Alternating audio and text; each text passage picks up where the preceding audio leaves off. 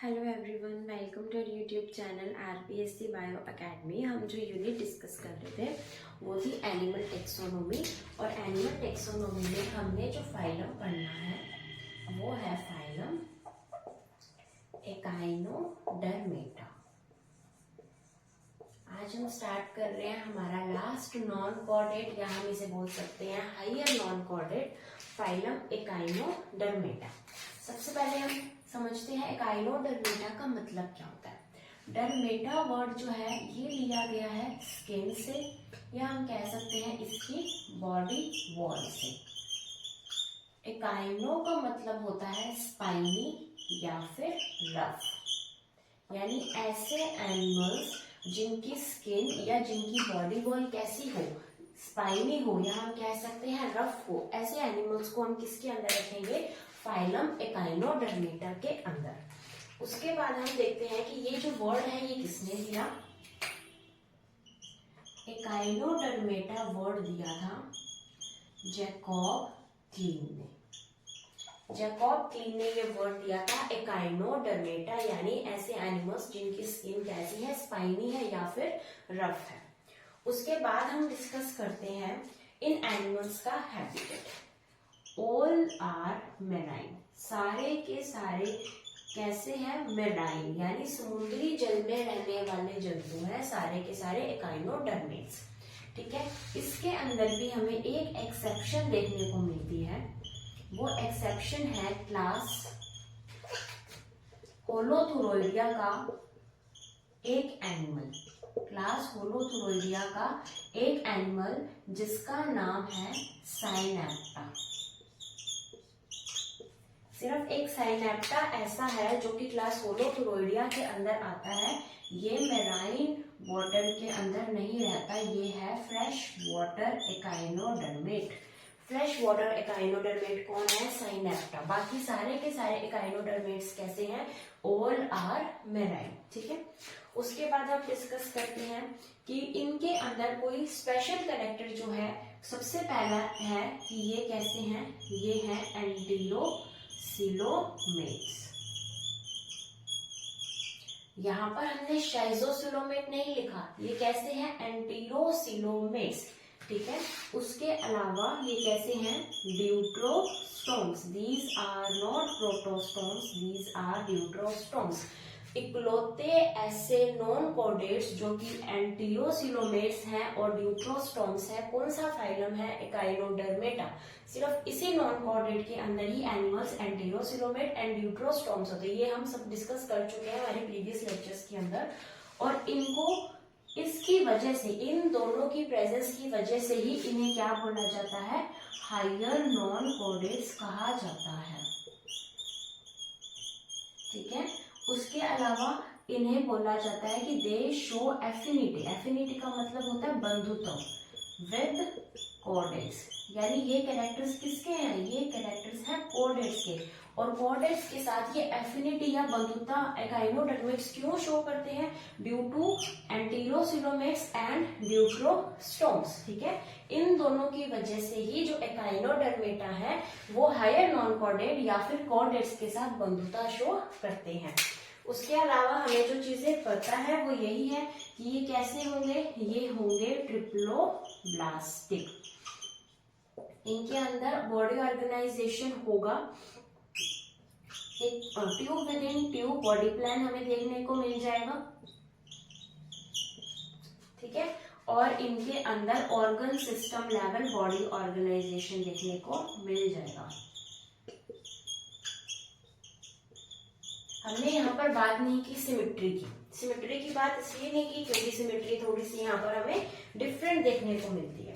ठीक है, अगर हम बात करें एक एकाइनोडर्मेट की, तो ये जो एकाइनोडर्मेट है जब ये है एडल्ट फेज में, तो एडल्ट फेज के अंदर हमें देखने को मिलेगा यहाँ पर पेंटामेरस रेडियल सिमेट्री।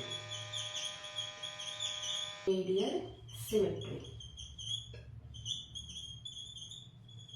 ठीक है, लेकिन जब यही एकाइनोडर्मेट अपनी लार्वल स्टेज में होगा तो यहाँ पर हमें देखने को मिलेगी बाइलेटरल सिमेट्री।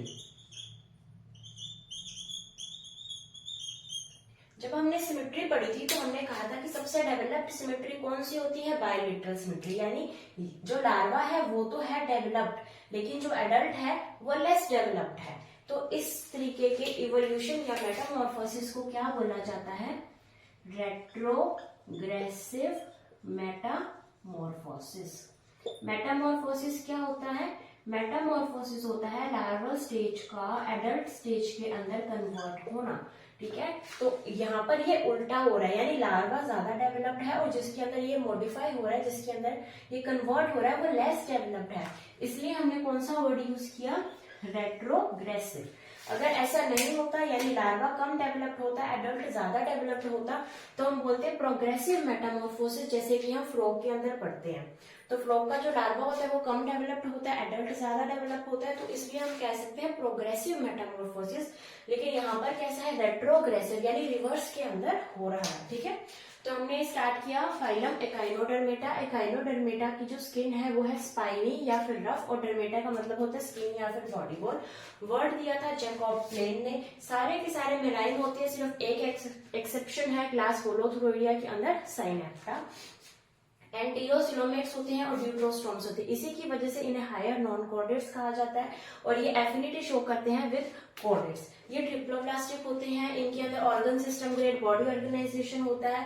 ये एडल्ट भी है और लार्वा भी। जब एडल्ट के अंदर होते हैं तो इनके अंदर आता है पेंटामेरस रेडियल सिमेट्री, और लार्वा के अंदर होता है बायलेटरल सिमेट्री, यानी लार्वा वेल डेवलप्ड है, एडल्ट कम डेवलप्ड है। इसकी वजह से रेट्रोग्रेसिव मेटामॉर्फोसिस यहाँ पर देखने को मिलता है।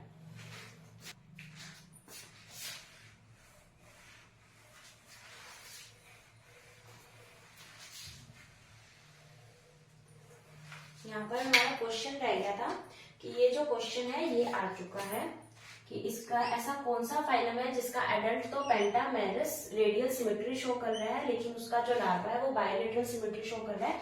ये क्वेश्चन असिस्टेंट प्रोफेसर 2020 के अंदर आ चुका है। पूरे फाइलम इस एकाइनोडर्मेटा से हमें 7 to 8 क्वेश्चंस मिल जाएंगे हमारे प्रीवियस ईयर क्वेश्चंस के अंदर, तो ये हमारे लिए इम्पोर्टेंट है। इसके अंदर मैंने फर्स्ट क्वेश्चन आपको बता दिया है कि इसका एडल्ट और इसका लार्वा की सिमेट्री के बारे में पूछा जा चुका था, ठीक है।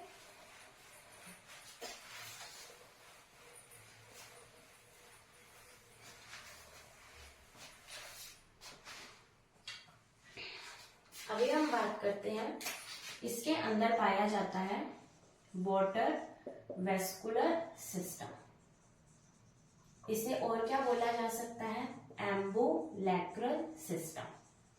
वाटर वेस्कुलर या फिर एम्बुलेक्रल सिस्टम जो है ये किस फाइलम का है, ये है फाइलम एकाइनोडर्मेटा, और यही क्वेश्चन आ चुका है ग्रेड 1 2011 के अंदर, यानी हमारा सेकेंड क्वेश्चन हमें मिल चुका है।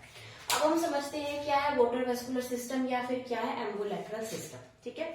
वाटर वेस्कुलर सिस्टम यानी ऐसा हो रहा है कि इसकी बॉडी के अंदर वाटर करंट जा रहा है, तो वाटर करंट के जाने से यहाँ पर क्या बनेगा, यहाँ पर बनेगा एक हाइड्रोलिक प्रेशर।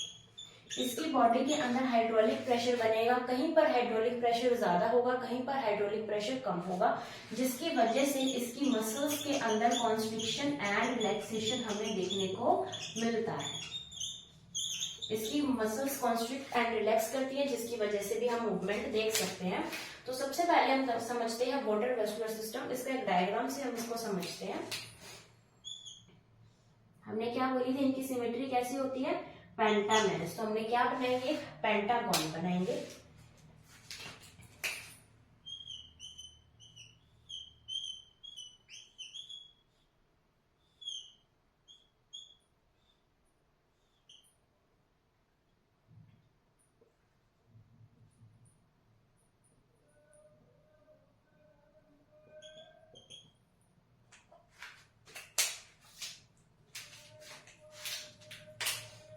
यहाँ पर इसका प्रेजेंट होगा मैट्रीपोराइट।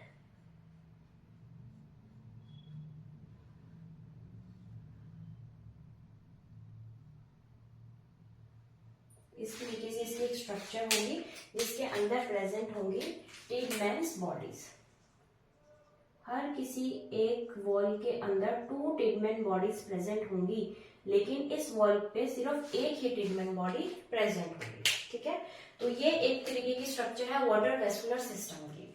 तो अगर हम इसको देखें तो इसकी जो ये स्ट्रक्चर है इसे बोला जाता है मैड्रीपोराइट।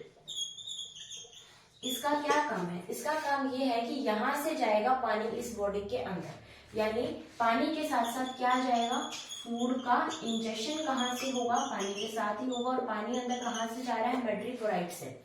उसके अलावा ये हेल्प करेगा रेस्पिरेशन में भी, रेस्पिरेशन में भी ये हेल्प करेगा। ठीक है, उसके बाद इसकी ये जो कैनाल है इसे बोला जाता है स्टोन कैनाल। स्टोन कैनाल किस फाइलम के अंदर पाई जाती है, फाइलम एकाइनोडर्मेट्स के अंदर पाई जाती है। इसे बोला जाता है रिंग कैनाल। ये है हमारी रेडियल कैनाल। ठीक है, इसे बोला जाएगा टिडमैन्स बॉडी,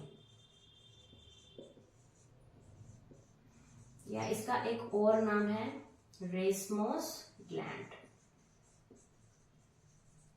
ठीक है, तो इस तरीके की स्ट्रक्चर हमें देखने को मिल जाती है।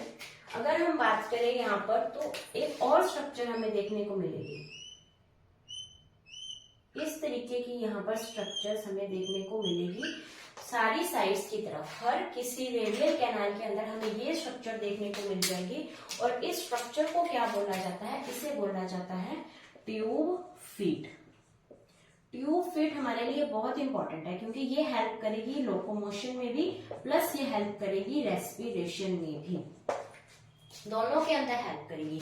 इसका ये जो फूला हुआ पार्ट है इसे बोला जाता है एम्प्यूला। ये जो पार्ट है इसे बोला जाता है पोडियम, और ये है सकर। तो इन तीनों पार्ट से मिलकर बना है हमारा tube fit. Tube fit locomotion और रेस्पिरेशन में हेल्प करता है। इस तरीके की स्ट्रक्चर होती है। इसके अंदर 8 टिडमैन्स बॉडी प्रेजेंट होती है, 9 नहीं होती। कितनी होती है, 8 टिडमैन्स बॉडी प्रेजेंट होती है।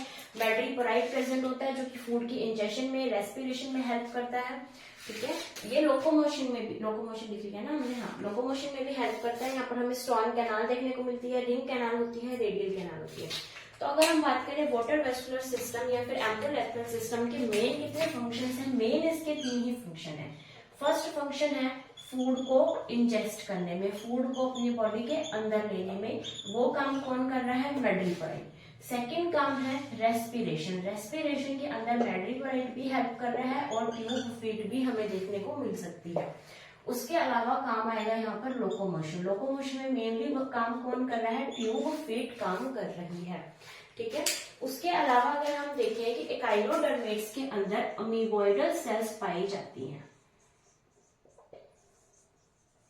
अमीबॉइडल सेल्स यहाँ पर पाई जाती हैं जो कि कैसी होती हैं, फैगोसाइटिक इन नेचर। फैगोसाइटिक यानी किलर टाइप की, कि अगर कोई फॉरेन इसके पास पैथोजन आ गया तो ये इसको किल कर सकती हैं। तो फैगोसाइटिक इन नेचर ये होती हैं। और इसके अंदर जो हम पढ़ सकते हैं वो पढ़ते हैं हम सिलोमोसाइट्स। यानी क्वेश्चन इस तरीके से आ सकता है कि सिलोमोसाइट सेल्स कौन सी सेल्स हैं, तो ये एक अमीबॉइडल सेल्स है। सिलोमोसाइट सेल्स कौन से फाइलम में पाई जाती हैं, तो ये फाइलम एकाइनोडर्मेट्स के अंदर पाई जाती है। हमने देखा इसका वाटर वेस्कुलर सिस्टम या फिर इसका एम्बुलेक्टल सिस्टम, जिसके मेन 3 काम है, फूड को इंजेस्ट करना, रेस्पिरेशन करना, लोकोमोशन करना। अब इसकी वजह से जो वाटर अंदर गया है तो हाइड्रोलिक प्रेशर बॉडी के अंदर बनता है। डिफरेंट पार्ट्स में डिफरेंट हाइड्रोलिक प्रेशर बनेगा, जिसकी वजह से मसल्स जो है वो कॉन्स्ट्रिक्ट कर सकती है, रिलैक्स कर सकती है, जिसकी वजह से लोकोमोशन में भी हेल्प करती है। कुछ इस तरीके से पेंटागोन टाइप की इनका वाटर वेस्कुलर सिस्टम होता है, जिसमें से एक स्ट्रक्चर निकली होती है मैड्रीपोराइट, जो कि फूड को इंजेस्ट करने में भी हेल्प करेगी, रेस्पिरेशन में भी हेल्प करेगी। मैड्रीपोराइट से जो कैनाल निकलती है उसे बोला जाता है स्टोन कैनाल। उसके बाद इसके अंदर पाई जाएगी एक रिंग कैनाल और सभी आर्म्स की तरफ जाएगी रेडियल कैनाल।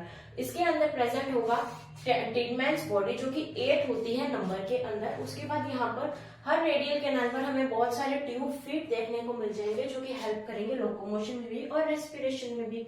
इसके अंदर प्रेजेंट होगी अमीबॉइडल सेल्स जो कि फैगोसिटिक होगी नेचर में, और स्पेसिफिकली कौन सी प्रेजेंट होती है, सिलोमोसाइट सेल्स।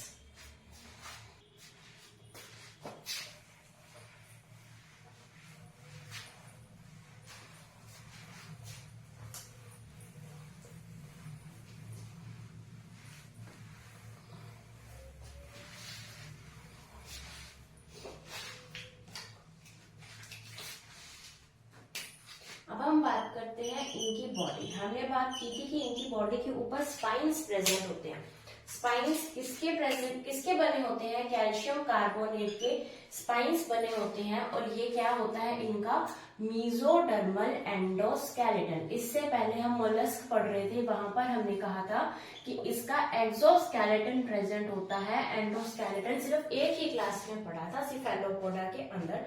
लेकिन यहाँ पर मीजोडर्मल एंडोस्केलेटन देखने को मिलता है। किसका बना होता है? कैल्शियम कार्बोनेट का।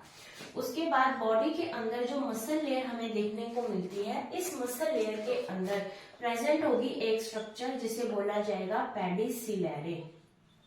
पेडिसिलेरे जो है इसके अंदर प्रेजेंट होगी। और पेडिसिलेरे का क्या काम है? डिफेंस का। यानी मसल में एक स्ट्रक्चर देखने को मिलेगी पेडिसिलेरे, जिसका काम होगा डिफेंस के अंदर। ठीक है, तो ये इसकी बॉडी का स्पेशल कैरेक्टर है।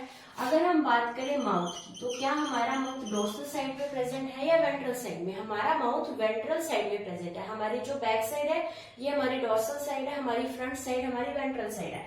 तो हमारा जो माउथ है वो वेंट्रल साइड पे प्रेजेंट होता है। उसी तरीके से इसका माउथ भी वेंट्रल साइड पे प्रेजेंट होता है। और यहाँ पर वेंट्रल साइड को ओरल सरफेस कहा जाता है, यानी इसका माउथ ओरल सरफेस पर प्रेजेंट होता है। यहाँ पर जो डोर्सल सरफेस होती है उसे बोला जाता है एब ओरल सरफेस, और जो वेंट्रल सरफेस है उसे बोला जाता है ओरल सरफेस। ठीक है, हमने बात की इसकी बॉडी की, हमने बात की इसके माउथ की। अगर हम अब बात करें इसकी फिजियोलॉजी में, और वो हम स्टार्ट करेंगे डाइजेस्टिव सिस्टम से। तो इसका जो डाइजेस्टिव सिस्टम है, वो डाइजेस्टिव सिस्टम हमें देखने को मिलेगा, कंप्लीट एलिमेंट्री कैनाल हमें देखने को मिल जाएगी। कंप्लीट एलिमेंट्री कैनाल के साथ साथ एलिमेंट्री कैनाल इनकी स्ट्रेट भी हो सकती है, इनकी एलिमेंट्री कैनाल हमें कॉइल्ड भी देखने को मिल सकती है। ठीक है, इनकी एलिमेंट्री कैनाल कंप्लीट होगी, वो स्ट्रेट भी हो सकती है, वो कॉइल्ड भी हो सकती है। और डाइजेशन कैसा होगा? डाइजेशन होगा एक्स्ट्रा सेलुलर डाइजेशन। क्यों? क्योंकि एलिमेंट्री कैनाल यहाँ पर प्रेजेंट है। उसके बाद हमने बात की कंप्लीट एलिमेंट्री कैनाल की। तो यहाँ पर हमें एक एक्सेप्शन देखने को मिल जाएगा कि जो ब्रिटल स्टार है, जो ब्रिटल स्टार है जिसे हम बोलते हैं ओफियोथ्रिक्स क्लास ओफियोथ्रोइडिया, इसके अंदर जो हमें देखने को मिलेगी एलिमेंट्री कैनाल, वो होगी इनकम्प्लीट। तो सिर्फ एक ही ऐसा हमारे पास मेंबर है एकाइनोडर्मेट्स का जिसके अंदर इनकम्प्लीट एलिमेंट्री कैनाल देखने को मिलेगी, वो है ब्रिटल स्टार या फिर ओफियोथ्रिक्स। नहीं तो इनकी एलिमेंट्री कैनाल कंप्लीट होगी, स्ट्रेट हो सकती है, कॉइल्ड हो सकती है। डाइजेशन कैसा होगा? Extra cellular digestion. ठीक है, इनकी बॉडी कैसी है? इनकी बॉडी के अंदर कैल्शियम कार्बोनेट के स्पाइन्स स्पिक्यूल्स प्रेजेंट होंगे, जिसे बोला जाता है मीजोडर्मल एंडोस्केलेटन। इसकी मसल्स के अंदर पेडिसिलेरी स्ट्रक्चर प्रेजेंट होगी जो डिफेंस के अंदर हेल्प करेगी। इनका माउथ जो है वो ओरल सरफेस यानी वेंट्रल सरफेस पर प्रेजेंट होगा। डाइजेस्टिव सिस्टम कंप्लीट होगा, कंप्लीट एलिमेंट्री कैनाल होगी, एक्स्ट्रा सेलुलर डाइजेशन देखने को मिल जाएगा। लेकिन एक ब्रिटल स्टार है जिसके अंदर इनकम्प्लीट एलिमेंट्री कैनाल हमें देखने को मिलती है।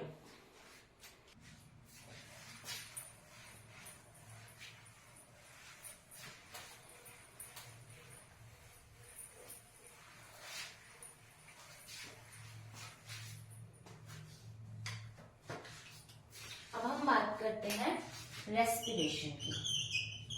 रेस्पिरेशन के अंदर हमें बहुत सारे रेस्पिरेटरी ऑर्गन्स देखने को मिल जाएंगे। ठीक है, सबसे पहले हम बात करेंगे डर्मल ब्रूसे।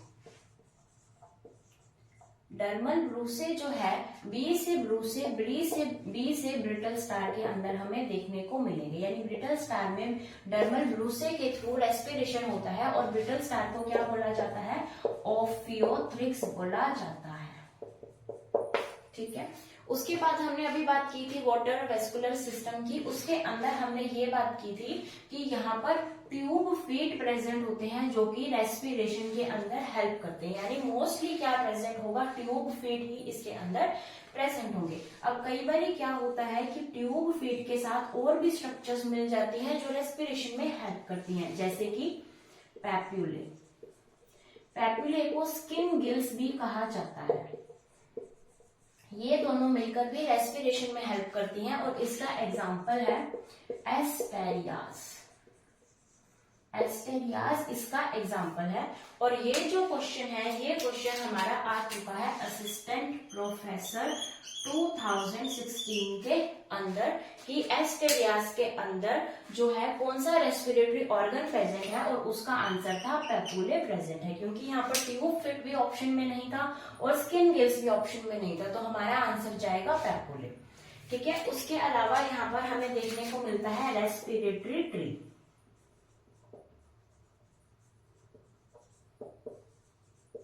रेस्पिरेटरी ट्री हमें देखने को मिलेगा, इसे क्लोएकल ट्री भी कहा जाता है, और ये हमें देखने को मिलेगा होलोथूरिया। होलोथूरिया को कहा जाता है सी कुकुम्बर, यानी समुद्री खीरा। सी कुकुम्बर के अंदर, होलोथूरिया के अंदर हमें पूरा का पूरा रेस्पिरेटरी ट्री देखने को मिल जाता है। ठीक है। उसके अलावा यहाँ पर आया था, यहाँ पर आएंगे पेरिस्टोमियल गिल्स। पेरिस्टोमियल गिल्स जो है ये हमें देखने को मिलेंगे सी अर्चिन या फिर एकाइनस के अंदर। सी अर्चिन या एकाइनस के अंदर हमें पेरिस्टोमियल गिल्स देखने को मिलेंगे। तो ये थे different type of respiratory organs जो इनके अंदर पाए जाते हैं। डर्मल ब्रूसे जो कि ब्रिटल स्टार या फिर ओफियोथ्रिक्स में पाए जाते हैं।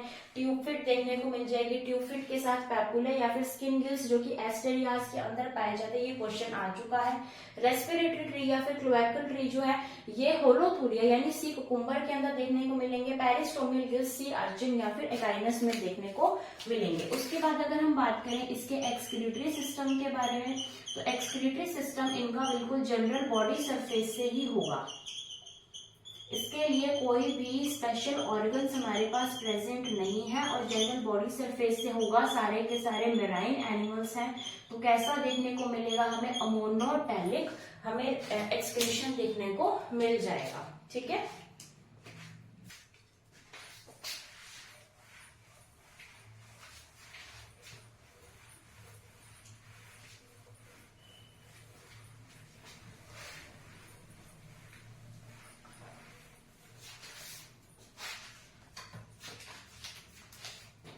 अभी हम बात करते हैं इसका नर्वस सिस्टम।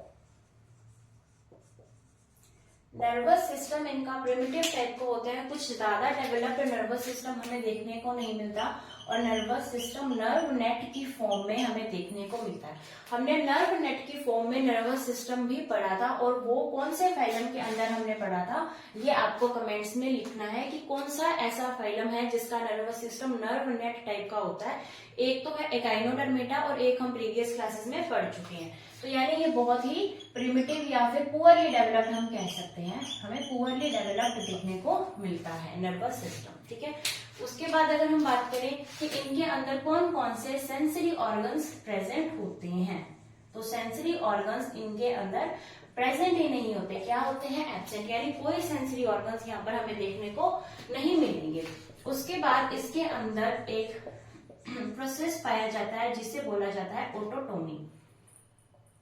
ओटोटोमी इसे कहा जाता है। ओटोटोमी का मतलब क्या होता है, ओटोटोमी का मतलब होता है अपना कोई भी बॉडी पार्ट खुद ही सेपरेट कर देना।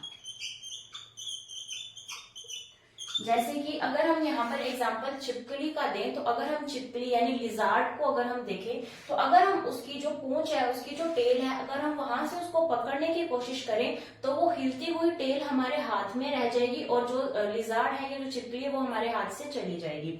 तो इसे क्या बोला जाता है, ये एक एग्जाम्पल है ओटोटोमी का, यानी उसने खुद की मर्जी से ही अपना एक बॉडी पार्ट अपनी बॉडी से अलग कर दिया और ये उसका जो बॉडी पार्ट है वो वापस से रीजेनरेट हो जाएगा।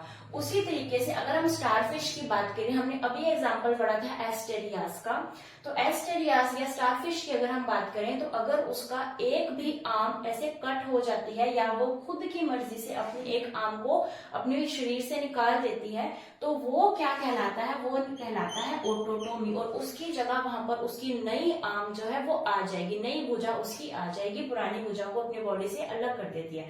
तो ये अपने बॉडी पार्ट को सेपरेट करना अपनी बॉडी से क्या कहलाता है, ओटोटोमी। और अगर हम ये कह रहे हैं कि नहीं आ जाएगी, तो हम ये भी तो कह सकते हैं कि इस फाइलम के अंदर जो रीजेनरेशन है वो हमें देखने को मिलता है, यानी रीजेनरेशन थोड़ा सा हाई अमाउंट में हम देख सकते हैं इसके अंदर। एक और टर्म यहाँ पर आती है एविसरेशन।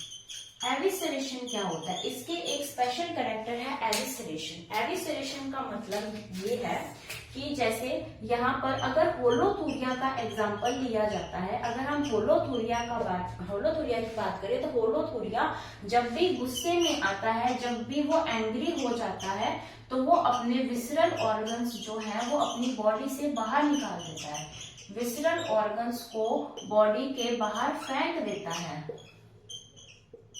अपने विसरल ऑर्गन्स को बॉडी के बाहर फेंक देता है। तो इस प्रोसेस को क्या बोला जाता है? इसे बोला जाता है एविसरेशन, यानी अपने विसरल ऑर्गन्स को बॉडी से बाहर फेंक देना और वापस वो विसरल ऑर्गन्स अपने आप बना लेता है। तो ये प्रोसेस किसमें देखा जाता है? होलोथूरिया के अंदर देखने को मिलता है और इसको बोला जाता है एविसरेशन। ठीक है, हमने यहाँ पर डिस्कस किया नर्वस सिस्टम जो कि नर्व नेट टाइप का है, पुअरली डेवलप्ड है, सेंसरी ऑर्गन्स यहाँ पर एब्सेंट होते हैं। ऑटोटॉमी देखने को मिल जाएगी हमें एविसरेशन। ऑटोटॉमी का मतलब अपने ही किसी बॉडी पार्ट को सेपरेट कर देना, और हम देख सकते हैं रीजनरेशन भी है यहाँ पर। और एविसरेशन यानी ये होलोथूरिया का एग्जांपल देखिए, अगर हम बात करें कि तो जब ये गुस्सा हो जाता है, जब इसको एंग्री ये हो जाता है, तो ये अपने विसरल ऑर्गन्स को बॉडी से बाहर फेंक देता है। तो इस प्रोसेस को बोला जाता है एविसरेशन।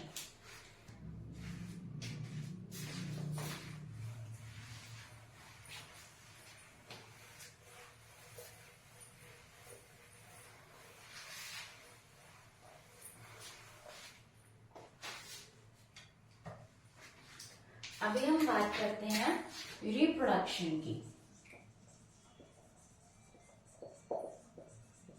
तो ये जो एनिमल्स होते हैं, ये एनिमल्स होते हैं यूनिसेक्सुअल, यानी इन एनिमल के अंदर एक मेल होगा, एक फीमेल होगी, दोनों एक के अंदर प्रेजेंट नहीं होंगे। उसके अलावा इनके अंदर जो फर्टिलाइजेशन होगा वो होगा एक्सटर्नल फर्टिलाइजेशन। ठीक है, ये जो एनिमल्स हैं, इन एनिमल्स के अंदर जो एग्स हैं वो पाए जाएंगे माइक्रोलेसिथल टाइप के एग्स। ये भी हम जब डेवलपमेंटल बायोलॉजी पढ़ेंगे तो हम देखेंगे माइक्रोलेसिथल का मतलब क्या होता है। उसके बाद अगर हम बात करें कि यहाँ पर जो डेवलपमेंट होगा वो होगा इनडायरेक्ट डेवलपमेंट। इनडायरेक्ट डेवलपमेंट का मतलब है लार्वा तो बनेंगे ही बनेंगे, और लार्वा हमारे लिए इतने इंपॉर्टेंट है कि लार्वा से क्वेश्चन आ चुका है। ठीक है, तो अगर हम बात करें लार्वा की, सबसे पहले हम बात करते हैं एस्टेरियास, या जिसे हम बोलते हैं स्टारफिश की। ये बहुत ही इंपॉर्टेंट है और लार्वा से क्वेश्चन आता ही आता है, और इसके लार्वा तो बहुत ही इंपॉर्टेंट है, तो ये हमें याद होने चाहिए। ठीक है, तो इसके 3 लार्वा हमें मेनली याद रखने हैं। एक है bipinnaria larva, most important larva bipinnaria larva, brachiolaria larva, brachiolarian larva हमें देखने को मिल जाएगा, या फिर डायप्यूरुला लार्वा। तो ये 3 लार्वा है जो कि हमें एस्टेरियास या फिर स्टारफिश के अंदर देखने को मिलते हैं, बाइपिनेरिया, ब्रैंकियोलेरिया एंड डायप्यूरुला लार्वा। उसके बाद हम बात करते हैं यहाँ पर एकाइनस की। एकाइनस को बोला जाता है सी अर्चिन। सी अर्चिन के अंदर हमने 2 लार्वा पढ़ने हैं, प्लूटियस एंड एकाइनोप्लूटियस। प्लूटियस एंड एकाइनोप्लूटियस, ये 2 लार्वा हमने पढ़ने हैं। उसके अलावा यहाँ पर एग्जाम्पल आएगा ओफियोथ्रिक्स। ओफियोथ्रिक्स के अंदर कौन सा लार्वा प्रेजेंट होता है? तो इसके अंदर आएगा ओफियोप्लूटियस लार्वा। ओफियोप्लूटियस लार्वा हमें देखने को मिलेगा। उसके अलावा होलोथूरिया के अंदर सी कुकुम्बर, होलोथूरिया के अंदर हमें जो लार्वा देखने को मिलेगा, होलोथूरिया के अंदर आएगा ओरिक्यूलेरिया लार्वा। उसके बाद आएगा एंटीडोन। एंटीडोन को सी लिली भी कहा जाता है, सी लिली या फिर सी फेदर भी कहा जाता है, यानी समुद्री पंख भी हम इसे कह सकते हैं। और एंटीडोन के अंदर प्रेजेंट होगा डोलियोलेरिया लार्वा। तो ये लार्वा हमारे इंपॉर्टेंट लार्वा हमने डिस्कस किया और ये हमें याद होने चाहिए। क्वेश्चन यहाँ से आ चुका है असिस्टेंट प्रोफेसर 2020 के अंदर। और क्वेश्चन यहाँ से भी आ चुका है असिस्टेंट प्रोफेसर 2016 के अंदर। जो यहाँ पर क्वेश्चन आया था वो ये पूछा था कि इनमें से कौन सा लार्वा एस्टेरियाज या फिर स्टारफिश का नहीं है, जिसमें से 3 लार्वा हमें ये दे रखे थे और 4th लार्वा हमें इसको बताना था कि ये नहीं है। और जो यहाँ पर क्वेश्चन आया था वो क्वेश्चन इन सब लार्वल फॉर्म्स दे रखे थे, उसमें से हमें चूज करना था भी कौन कौन से लार्वा फाइलम एकाइनोडर्मेटा के हैं। तो ये लार्वा हमारे लिए बहुत इंपॉर्टेंट हो जाते हैं। हमने बात की अभी रिप्रोडक्शन की, जो कि यूनिसेक्सुअल होता है, एक्सटर्नल फर्टिलाइजेशन होता है, एग्स माइक्रोलेसिकल होते हैं, इनडायरेक्ट डेवलपमेंट हमें देखने को मिलता है। एस्टेरियाज या स्टारफिश के लार्वा बाइपिनेरिया, ब्रैंक्योलेरिया, डाइप्यूरुला। अगर हम बात करें एकाइनस या फिर सी अर्चिन के लार्वा की, तो प्लूटियस एंड एकाइनोप्लूटियस देखने को मिलेंगे। ओफियोथ्रिक्स के तो ओफियोप्लूटियस देखने को मिल जाएगा। होलोथुरिया का ओरिक्यूलेरिया देखने को मिलेगा। एंटिडोन या सी लिली और सी फेदर का होगा डोलियोलेरिया लार्वा। ठीक है, अभी हम देखते हैं इसका क्लासिफिकेशन।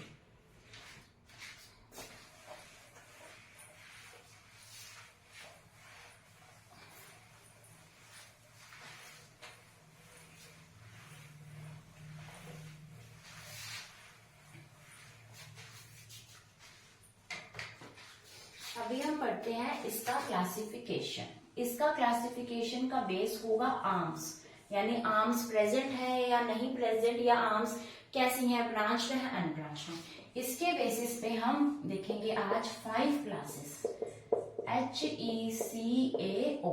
ये है हमारी 5 क्लासेस ऑफ फाइलम एकाइनोडर्मेटा। ठीक है, H से आएगा होलोथुरोइडिया। ठीक है, ई से आएगा एकाइनोइडिया। ओके, सी से आएगा क्राइनोइडिया। ए से आएगा एस्टीरोइडिया, ओफियूरोइडिया।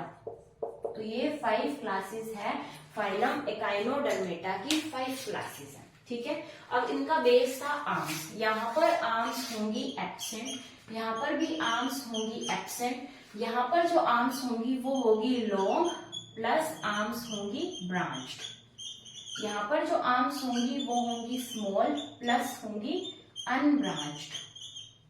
यहाँ पर हमें आर्म्स देखने को मिल जाएंगी लॉन्ग प्लस आर्म्स होंगी ज्वाइंट, यानी जुड़ी हुई होंगी, ज्वाइन होंगी, संधि युक्त होंगी। ठीक है, तो ये हमने इसके आर्म्स के क्या क्या बेस है उसके पीछे हमने इसको देखा। तो अब यहाँ से ही जो क्वेश्चन है वो असिस्टेंट प्रोफेसर में आ चुका है। इनकी क्लासेस के ऊपर ही क्वेश्चन आया हुआ है असिस्टेंट प्रोफेसर के अंदर। अभी हम बात करते हैं होलोथुरोइडिया की। होलोथुरोइडिया में आएगा होलोथुरिया। सबसे पहले हम ये बात करते हैं कि होलोथुरोइडिया के सारे मेंबर्स को ही सी कुकुम्बर कहा जाता है। ऐसी बात नहीं है कि सिर्फ होलोथुरिया को ही कहा जाएगा। ठीक है, होलोथुरिया, कुकुमेरिया, कुकुमेरिया यहाँ पर आएगा, और आएगा साइनेप्टा। साइनेप्टा हम पढ़ चुके हैं आज की क्लास में। हमने बोला था कि साइनेप्टा ही है जो एक फ्रेश वाटर है, बाकी सारे तो मेराइन वाटर के अंदर ही पाए जाते हैं। एकाइनोइडिया, एकाइनोइडिया के अंदर आएगा एकाइनस। एकाइनस को हमने क्या बोला था, एकाइनस को बोला था हमने सी अर्चिन। एकाइनस को बोला था हमने सी अर्चिन। और एकाइनस का एक और नाम है जिसे बोला जाता है एरिस्टोटल लैंटर्न। एरिस्टोटल लैंटर्न, ये इसका नाम है किसका, एकाइनस का। और ये क्वेश्चन जो है वो आ चुका है ग्रेड 1 2022 के अंदर कि एरिस्टोटल लैंटर्न किसका नाम है। ये नाम है एकाइनस का, सी अर्चिन का। और एक बार ये क्वेश्चन पूछा जा चुका है कि जो सी अर्चिन है, इस सी अर्चिन का जो ऑर्डर है वो क्या है, एकाइनोइडिया। ये क्वेश्चन आया था ग्रेड 1 2011 के अंदर, और ये क्वेश्चन आया है ग्रेड 1 2022 के अंदर। इसका ऑर्डर पूछा गया था। तो ये था एकाइनोइडिया, ये हमने देखा एकाइनस। उसके बाद यहाँ पर आएगा क्लाइपीस्टर। क्लाइपीस्टर का कॉमन नेम है सी केक। उसके अलावा हम यहाँ पर देख सकते एकाइनोकार्डियम। एकाइनोकार्डियम को बोला जाता है सी हर्ट। एकाइनोकार्डियम को बोला जाता है सी हर्ट। और इसके अंदर हम देखेंगे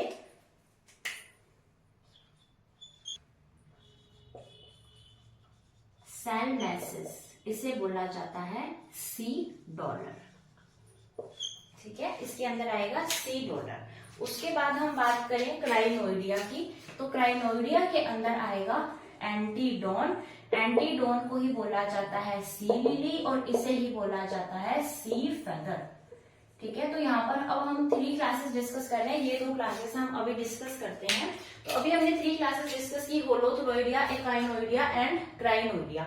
इसके अंदर arms absent, arm long and branch है। इसके अंदर एग्जांपल आएगा होलोथुरिया, कुकुमेरिया, साइनेप्टा। साइनेप्टा इज ओनली वन एकाइनोडर्मेट जो कि फ्रेश वाटर है। फिर हमने देखा एकाइनोइडिया के अंदर आएगा एकाइनस, जिसे सी अर्चिन, एरिस्टोटल, लैंटर्न भी बोला जाता है, और ये क्वेश्चन 2 बार ही आ चुका है हमारे ही ग्रेड में। उसके बाद आएगा क्लाइपिस्टर, जिसे बोला जाता है सी केक, एकाइनोकार्डियम, जिसे बोला जाता है सी हर्ट, एंड सैलमैसिस, जिसे बोला जाता है सी डॉलर। फिर क्राइनोइडिया के अंदर सिर्फ एक ही एग्जांपल पढ़ना है, एंटीडोन, जिसे बोला जाता है सी लिली या फिर सी फेदर।